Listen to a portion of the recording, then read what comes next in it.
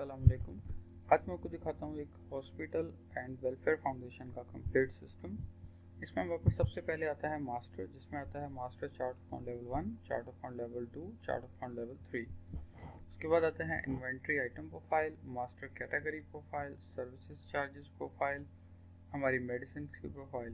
सबसे पहले आते हैं हम चार्ट ऑफ अकाउंट लेवल 1 के अंदर।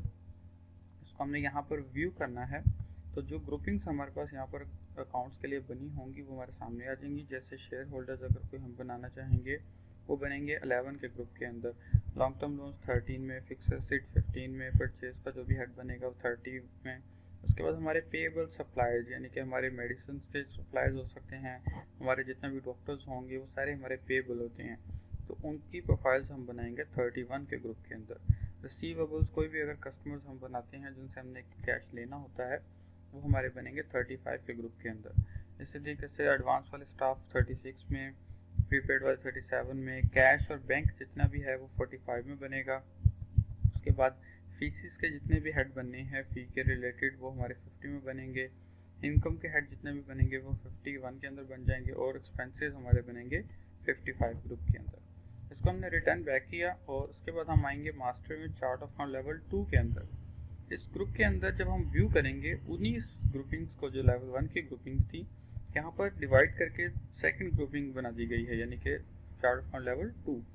यहाँ पर देखें वही है सारा share holder, fix asset, purchase, payable, receivable, staff salary, fee वगैरह हर हेड वही है, सिर्फ उसके आगे ग्रुपिंग उसकी मजीद ऐड की गई है। जैसे कि 55 एक्सपेंस था, इसमें 03 का मतलब हो गया एडमिनिस्ट्रेटिव का एक्सपेंस और 04 का मतलब हो गया स्टाफ सैलरी का एक्सपेंस। इस तरीके से हम 99 तक ग्रुप्स हम मजीद बना सकते हैं और एक सिंगल ग्रुप के अंदर 9999 पार्टीज को हम ऐड कर सकते हैं। यहाँ पर हमने ये ग्रुपिंग को देखा। हम आगे वापस मास्टर के अंदर बैलेंस शीट और प्रॉफिट एंड लॉस अकाउंट इसी चार्ट ऑफ अकाउंट के अंदर यूज होगा, इसलिए हम डायरेक्ट जाएंगे चार्ट ऑफ अकाउंट लेवल 1, 2 और उसके बाद सीधा जाएंगे ई वाले चार्ट ऑफ अकाउंट लेवल 3 में। ये वो जगह है जहाँ से हमारी सब पार्टीज बनी हैं, डॉक्टर्स हो गए, पेएबल, हमारे सप्लायर्स हो गए, हमारे कस्टमर्स हो गए, हमारे इनकम के हेड हो गए, हर अकाउंट यहीं से बनना है। उसके लिए हम क्या करते होते हैं, ऐड करते हैं, उस ग्रुपिंग के रिलेटेड कोड देते हैं। उस ग्रुपिंग के रिलेटेड हम यहाँ पर कोड देते हैं। जैसे कि अगर मैं यहाँ पर कोई भी पेएबल पार्टी बनाना चाहता हूँ तो मैं यहाँ पर दूंगा 31 ग्रुप पेएबल का। सेकेंड लेवल का कोड जो हमने देखा था 01 था उसका, जो चार्ट ऑफ लेवल 2 के अंदर हमने देखा था। अब वहाँ पर आगे जो 4 कोड हैं ये वाले, ये पार्टी कोड है। इसमें सबसे पहला हेड बनाने होगा, यानी कि सबसे पहला अकाउंट बनाना होगा तो 1 देंगे, नेक्स्ट बनाना होगा तो 2 देंगे, सो ऑन। ये करते करते हम 9999 तक पार्टीज को बना सकते हैं। तो जब मैंने यहाँ पर 001 किया, अगर इस कोड पे पहले कोई पार्टी बनी हुई है, कोई अकाउंट बना हुआ है तो ये हमें दिखा देगा।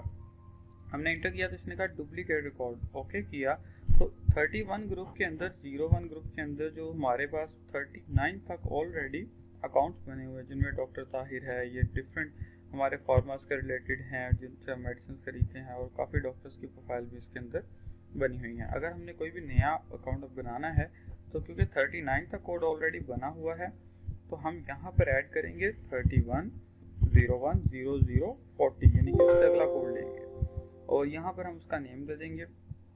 जैसे यहाँ पे मैं देता हूँ डॉक्टर आरिफ, ठीक है, डॉक्टर आरिफ। उसके बाद उनका एड्रेस, फ़ोन नंबर, सारा कुछ हम यहाँ पर एड्रेस में देते जाएंगे। यहाँ पर आकर हम ये ग्रुपिंग कोड को देखेंगे कि अगर फर्स्ट कोड ये वाला 31 अगर ये तो इस ग्रुप में आ रहा है तो हम इसको बैलेंस शीट कोड में डिस्क्राइब करेंगे ये अकाउंट क्या है हमारा।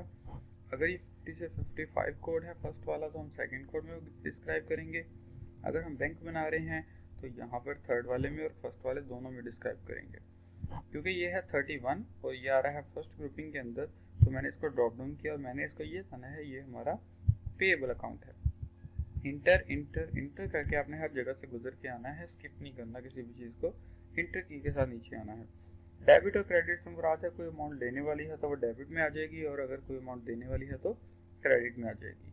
तो यहाँ पर मैं एग्जांपल के तौर पे 1000 एक उनका ऐड कर देता हूँ ताकि उनका लेजर बन जाए, क्योंकि अगर एंट्री नहीं होगी तो वो पार्टी बन जाएगी लेकिन लेजर शो नहीं करेगा। तो मैंने यहाँ पे 1000 दिया और इसको सेव कर दिया। हमारे पास डॉक्टर आरिफ की प्रोफाइल बन गई है। अगर इसको देखना होगा हम फुल व्यू करके मेन ग्रुपिंग्स में से भी देख सकते हैं इसको। ये 31 के सारे हेड्स बने हुए हैं, जिनमें सारे डॉक्टर्स की प्रोफाइल्स आ रही हैं, और इसी के अंदर हमारे पास 40 नंबर पे डॉक्टर आरिफ भी बन के आ गए। अब अगर हम आगे आते हैं, ये राइट साइड पे अगर मैं लेके जाता हूँ कर्सर या लेफ्ट साइड पे लेके जाता हूँ, तो आगे ये क्रेडिट का एक ऑप्शन है। यहाँ पर मैं उनकी वो फ़ी बताऊँगा जो वो चार्ज करते हैं। तो यहाँ पर फ़ी बताने के बाद हम इसको कंट्रोल W के साथ सेव कर देंगे। उसके अलावा मज़ीद मैं नीचे दिखा देता हूँ, कैश बुक यहाँ पर हमारे पास बनी हुई है। हमारे पास इनकम के हेड बने हुए हैं। यहाँ पे हॉस्पिटल की जितनी भी इनकम आएगी वो 5001,003 के हेड में आएगी। उसके बाद एक्सपेंसेस बने हुए हैं, ज़कात, discount, staff salary, electricity, internet और जितने भी हमारे पास एक्सपेंस हो सकते हैं वो सारे ये बने हुए, गैस वगैरह, बिजली वगैरह। ठीक हो गया। कंट्रोल W से हमने इसको सेव किया और यहाँ से हमने कर दिया इसको रिटर्न बैक। ये तो था, हमने उसका अकाउंट देखा है चार्ट ऑफ अकाउंट को फुल व्यू करके, लेकिन एक्चुअल में हमने जो अकाउंट जो भी बनाना है यहाँ पे उसको हमने देखना है फाइनेंशियल रिपोर्ट के अंदर लेजर से। लेजर से देख लें, लेजर डिटेल से देख लें, दोनों में देख सकते हैं। हमने लेजर खोला, इंटर किया, यहाँ पर वो पूछते हैं कि कोड बताएं, क्या कोड है। अगर कोड आपको याद है कोड लिख दें, नहीं तो आप खाली इंटर करें। यहाँ पर आ जाएगा इंटर नेम, ये सर्च आई है, इसको कंप्लीट लाजमी करना है। यहाँ पर मैंने लिखा DR यानी कि डॉक्टर के शॉर्ट फॉर्म, इंटर किया तो देखें DR से जितने भी नेम आ रहे थे सारे यहाँ पर वो आ गए।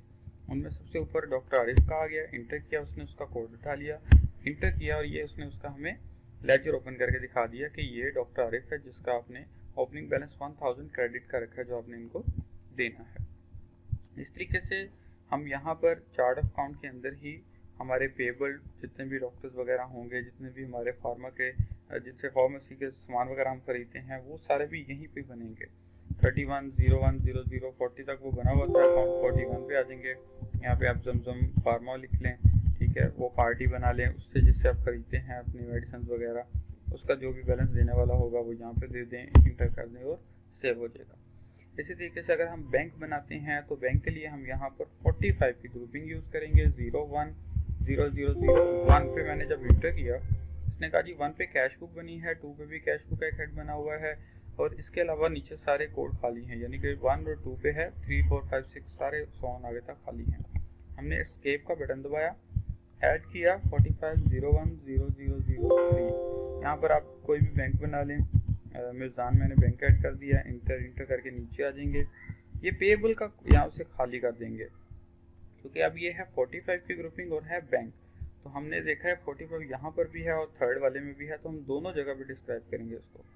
यहाँ पर हम इसको बताएंगे कि ये हमारा क्या है, कैश एट बैंक है। इंटर करके जब थर्ड लाइन में आएंगे तो यहाँ पर हम इसको कैश फ्लो बताएंगे क्योंकि ये अकाउंट कैश फ्लो के रिलेटेड वर्किंग करेगा। और यहाँ पर जो भी हमारा बैलेंस उधर बैंक के अंदर पड़ा होगा वो यहाँ पर डेबिट में दे देंगे और इसको सेव कर देंगे। इसका भी लेजर हम यहीं से फाइनेंशियल रिपोर्ट में लेजर में से देखेंगे। उसके बाद जब चार्ट ऑफ अकाउंट हमारा कंप्लीट हो जाता है, अब हम आते हैं, इसको नीचे वाली चीज़ों को भी मैं स्किप कर रहा हूँ, यहाँ से आगे हम आएंगे ऐड रिकॉर्ड में। पहले हम वोचर सिस्टम्स को समझ लेंगे, उसके बाद हम मास्टर की बाकी चीज़ों को देखेंगे। ऐड रिकॉर्ड में आए कैश रिसिप्ट वोचर का मतलब है कि आपने कैश किसी से भी लेना है तो कैश रिसिप्ट वोचर बनेगा। अगर आप किसी को भी कैश दे रहे हैं, पेमेंट कर रहे हैं, तो कैश पेमेंट वोचर बनेगा। क्योंकि वर्ड कैश इनके साथ अटैच है इसलिए ये इफेक्ट किस पे करेगा, फाइनेंशियल रिपोर्ट में डेली कैश बुक के ऊपर। हमारा जो डेली का रोज नाम चाहता है कि कितना कैश गया कितना आया है, ये उसको अफेक्ट करेगा। अभी जो हमारे पास कैश के अंदर पैसे पड़े हैं, मैं उसका लेजर यहाँ पे खोल के देखता हूँ कैश बुक का, तो हमारे पास कुछ अमाउंट पड़ी हुई है इसके अंदर 25,150। ये हमारे पास कैश पड़ा हुआ जो काफ़ी बिलिंग लिखी करके रिसीव करके हमने लिया हुआ था। या आप ओपनिंग बैलेंस डालें अपना तो तब भी आपका यहाँ पे बैलेंस आ जाएगा। अब इस कैश को हमने यूज़ करना है तो हम ऐड रिकॉर्ड में जाएंगे। अब मैंने यहाँ पर पहले हम पेमेंट वोचर बना लेते हैं एक, या कोई भी वोचर बना ले, रिसीविंग वोचर भी सेम वैसे ही है। ये देखें डेट आएगी, टाइप और नंबर खुद ब खुद आएगा, आपने जस्ट इंटर करके CR कोड में उस पार्टी का नेम बताना है जिससे पेमेंट आपने लेनी है और यहाँ पर अमाउंट लिखनी है, इंटर करके पार्टिकुलर में आप रेफरेंस दे देंगे और सेव कर देंगे। इसी तरीके से मैं ऐड रिकॉर्ड में पेमेंट वोचर बनाता हूँ, सेम वैसे ही डेट आएगी, टाइप आएगी, नंबर आएगा, यहाँ पर जिस पार्टी को पेमेंट देनी है, यानी कि जैसे डॉक्टर आरिफ की प्रोफाइल बनाई थी उनका हमने 1000 देना था, तो ये देखें जब मैंने सर्च करके डॉक्टर आरिफ का नेम उठाया उनका बैलेंस आ गया -1000। यहाँ पर मैंने कहा दिया जी मैंने उनको 500 आज अभी दे दिया है कैश के थ्रू। कैश पेड कर दिया, इंटर किया और सेव कर दिया, ये वोचर हो जाएगा सेव। इसको हम प्रिंट भी कर सकते हैं, और अगर नहीं भी करते कोई इशू नहीं है। ये एंट्री दो साइड पे जाएगी, एक साइड पे डेबिट हुआ है हियर कोड यानी कि डेबिट हुआ है आरिफ को, डॉक्टर आरिफ को, और हमारी साइड से हमारी कैश बुक में से डेली कैश बुक जो सी है इसमें से 500 क्रेडिट हो गया है। तो यहाँ पर जब मैंने कैश बुक खोली तो इसने मुझे दिखाया कि आपके पास 25,150 रुपये थे, जिसमें से आपने डॉक्टर आरिफ को 500 रुपये पे कर दिया है, आपके पास 24,650 रुपये रह गए हैं। ठीक हो गया। और इसी तरीके से अगर मैं लेजर खोल के देखता हूँ डॉक्टर आरिफ का, तो यहाँ पर मुझे वो दिखाएगा कि आपके पास जो है डॉक्टर आरिफ का लेजर, उसके अंदर आपने उनको 1000 देना था, डेबिट हमने कर दिया है कैश के थ्रू 500, रिमेनिंग बैलेंस उनका रह गया है 500। ठीक हो गया। तो इस तरीके से हम एड रिकॉर्ड के अंदर कैश रिसीव वोचर भी कर सकते हैं, यानी कि जब लेंगे तो ऑटोमेटिकली हमारी साइड पे डेबिट हो जाएंगे, कस्टमर साइड से क्रेडिट हो जाएंगे।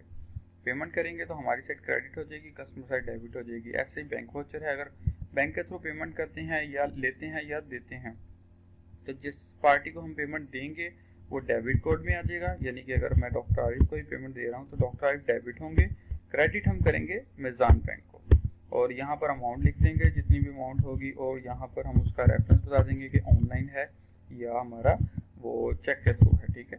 तो इस तरीके से अगर हम रिसीव कर रहे हैं तो तब हम क्या करेंगे, ऊपर डेबिट कोड में मिजान बैंक कर देंगे, और क्रेडिट कोड में हमारा जो भी कस्टमर होगा, यानी कि 35 का अगर कोई कस्टमर हमने बनाया होगा तो वो हम यहाँ पर ले लेंगे। अभी फिलहाल इसके अंदर 35 का ये मेडिकल स्टोर रिसीवेबल एक बना हुआ है, तो इस तरीके से यहाँ पर डेबिट बैंक और हमारा क्रेडिट वो रिसीवेबल हो जाएगा, उसको हम यहाँ पर सेव कर देंगे, तो वो हमारे बैंक के अंदर डेबिट हो जाएगा। उसके अलावा जर्नल वोचर है, ये कोई जेबी वोचर बनाने के लिए कि डेबिट क्रेडिट की कोई एंट्री बनानी है तो वो भी हम यहाँ पर बना सकते हैं।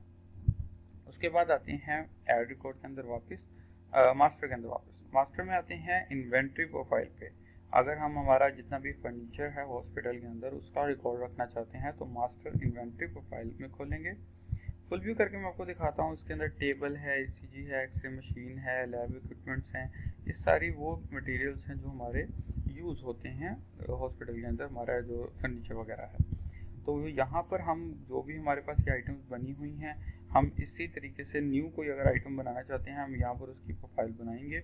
जैसे फ़ैन बना देते हैं, ठीक है, उसका परचेज रेट बताएंगे कितने का हम खरीद रहे हैं, ठीक है, और कितने हमारे पास फैंस होने चाहिए मिनिमम, और स्टॉक में हमारे पास ऑलरेडी कितने पड़े हुए हैं वो यहाँ पर हम बता के इसको सेव कर देंगे। तो ये फ़ैन जो सा है ये स्टॉक में हमारे पास 20 मैंने रखे हैं, इन्वेंट्री भी यहाँ से बन गई उसकी, और वो स्टॉक के अंदर भी आ जाएंगे। तो ये स्टॉक रिपोर्ट आएगी, स्टॉक जिसमें हमारे पास आएगा ये हमारा मेडिसिन स्टॉक इन हैंड आ रहा है, ठीक है, ये हमारा इन्वेंट्री रिपोर्ट आ रहा है। इन्वेंट्री के अंदर स्टॉक इन हैंड में जाएंगे और इंटर करके जब हम इस रिपोर्ट को ओपन करेंगे तो जो जो मटेरियल हमारे पास यहाँ पर पड़े होंगे वो यहाँ पर मटेरियल से मुराद हमारा जो फर्नीचर वगैरह है वो यहाँ पर सारा शो हो जाएगा।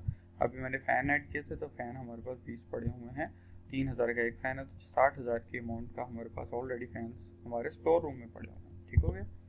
और यही जो हमारी इन्वेंट्री है इसी को हम यहाँ पर परचेज भी कर सकते हैं, और अगर हम सेल करना चाहें तो हम उसको मतलब कंज्यूम, सेल से मुराद है कंज्यूम, मटेरियल कंज्यूम के थ्रू हम उसको एक्सपेंस के हेड को एंट्री कर देंगे, और ये 5501 के अंदर हम एक उसका एक्सपेंस हेड बनाएंगे, फ़ैन बताएंगे कितने फ़ैन यूज़ हुए हैं वो हम यहाँ पर सेव कर देंगे, तो वो हमारे स्टॉक में से यूज़ हो जाएंगे। फिर इसी तरीके से मास्टर कैटेगरी प्रोफाइल में आते हैं।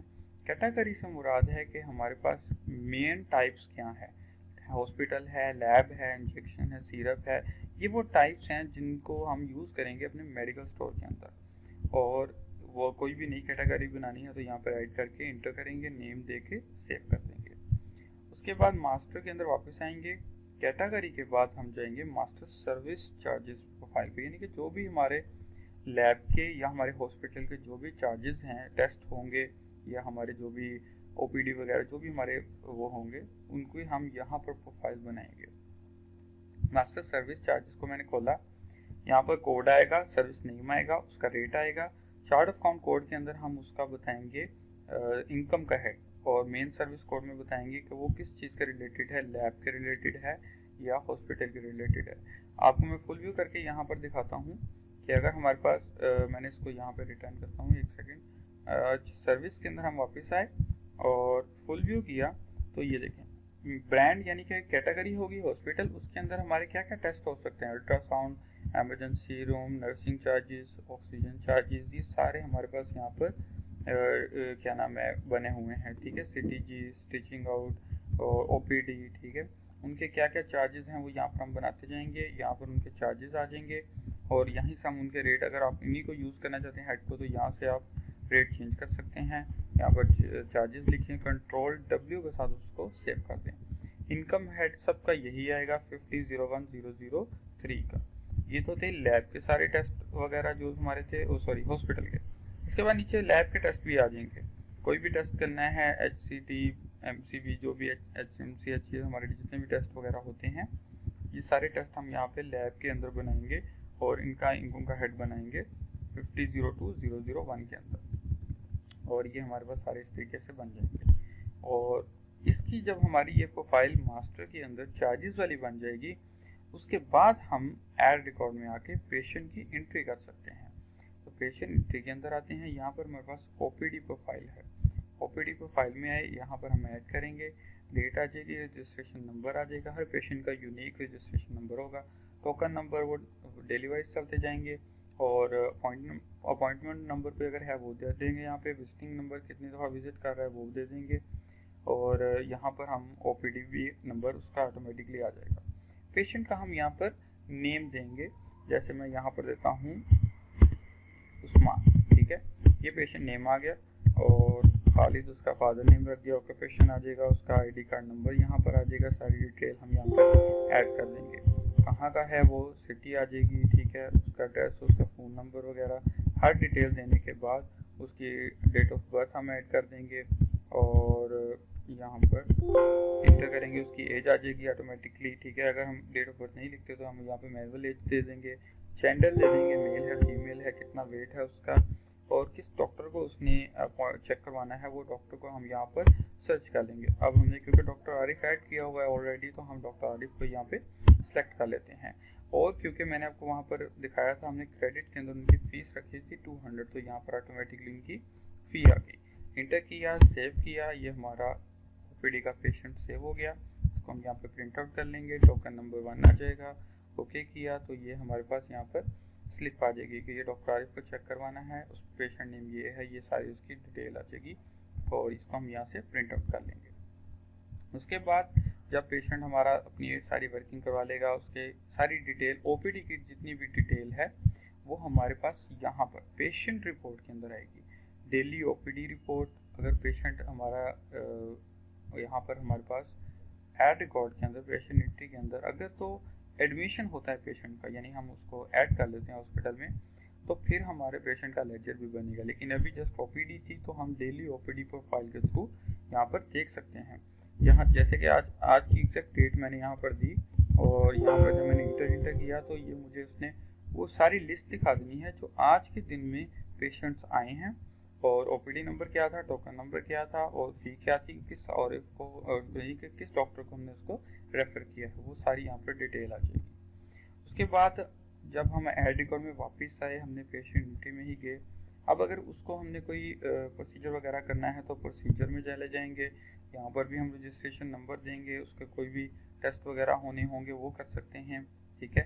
अगर हम लैब का कोई टेस्ट करवाना चाहते हैं, लैब में आ जाएंगे, ऐड करेंगे, इंटर करेंगे, यहाँ पर अब मैंने रजिस्ट्रेशन नंबर 2 लिखा, जैसे ही मैंने 2 लिखा तो वो उसने ऑटोमेटिकली उस पेशेंट की पूरी डिटेल उठा ली, और वो सीधा कोड पे आ गया कि कौन सा टेस्ट हम पीछे मास्टर के अंदर चार्जेस वाले में ऑलरेडी बना के आए हैं।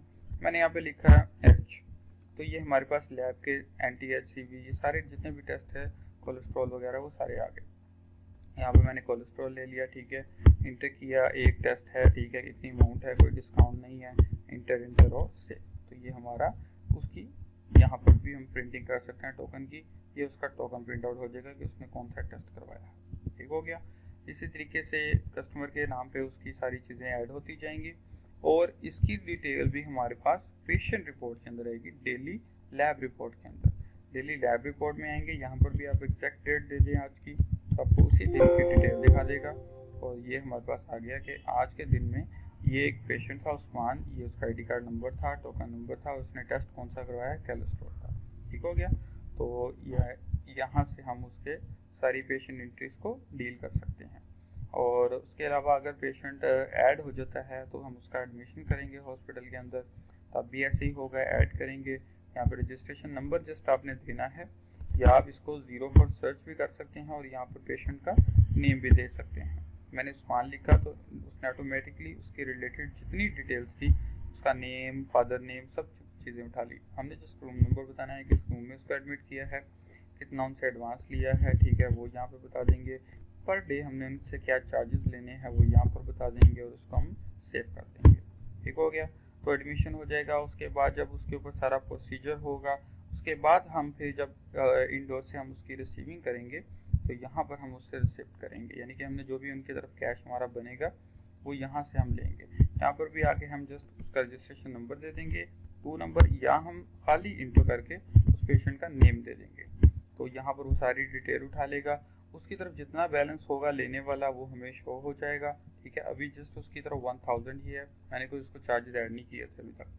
तो यहाँ पर हम उसका जो भी लेने वाले होंगे पैसे वो यहाँ पे एडवांस में लिख के उसको सेव कर देंगे, तो वो हमारे पास कैश रिसिप्ट हो जाएगा। उसके बाद हम यहाँ पर अपनी डेली कैश बुक के अंदर एंट्रीज भी सारी देख सकते हैं। ठीक है, जो हमने अभी कैश रिसिप्ट किया है उस्मान से वो भी हमारा यहाँ पर आ गया। जो हमने कोलेस्ट्रॉल का टेस्ट करवाया था उसके चार्जेस भी यहाँ पर आ गए, और जो उसको टोकन दिया था ओपीडी का उसके चार्जेस भी यहाँ पर ऑटोमेटिकली ऐड हो गए। हमारे कैश बुक में सारी डिटेल आती जा रही है।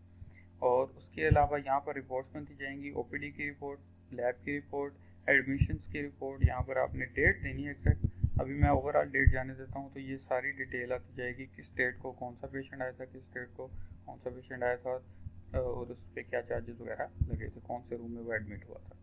ठीक हो गया, पेशेंट रिपोर्ट के अंदर ये हमारी सारी रिपोर्ट्स आ जाएंगी। और daily admission report, daily indoor billing report, procedure report, जिनकी ड्यू डेट्स होंगी वो आ जाएंगी।